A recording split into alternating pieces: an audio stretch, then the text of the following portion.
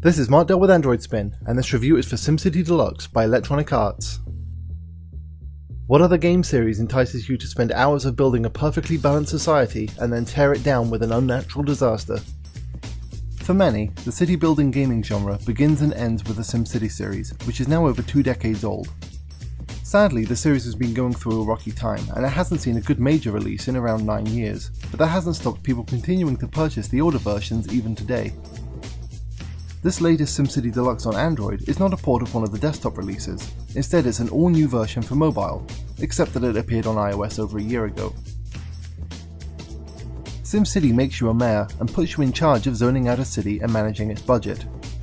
This isn't as boring as it might at first sound, and it can be a real joy watching your city thrive while you nurture it with the things it needs to grow.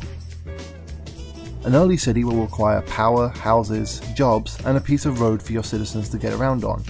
From there, these things snowball into more requests. Soon your citizens will demand more houses, then these people require jobs, shops, and schooling. Then when your city gets larger, you'll need police stations as the crime starts to become a problem. This new deluxe version of SimCity has a lot in common with SimCity 3000 graphically, which means that you'll be getting some nice isometric 2D art to represent your city, and you'll also be getting some upbeat jazzy tunes to accompany it. Unfortunately, the complexity isn't quite up to the same level that was achieved in the later PC games. Micromanaging the power and water systems can be disabled in the options, although the structures will still need to be purchased. Garbage management, bus stops, and landmark structures can also be placed, much like SimCity 3000.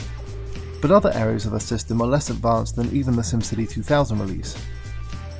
Subways, highways, and neighbours are all absent from this game, and the land area also feels a bit smaller than the desktop release.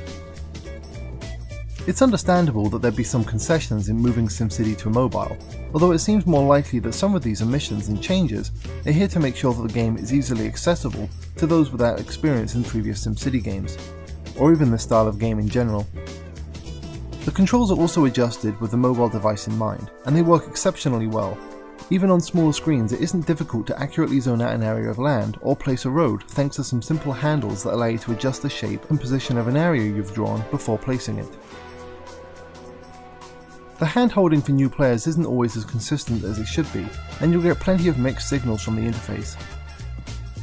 I was constantly being informed that the water system was running great, and then being told that some areas were without water. While the water system is the worst offender of this, you'll also be frequently asked to review your current ordinances, such as repealing a power conservation ordinance that is restricting power use to industry, and the advisor appears to agree with this suggestion, regardless of if the consequence of doing so will cause brownouts across the city. It's not a perfect version, and those that enjoy the deep complexity of the PC releases might be disappointed with some of the downsizing, but it's not anywhere close to the disappointment that SimCity Societies was, and it's an enjoyable way to articulate your splines on the go.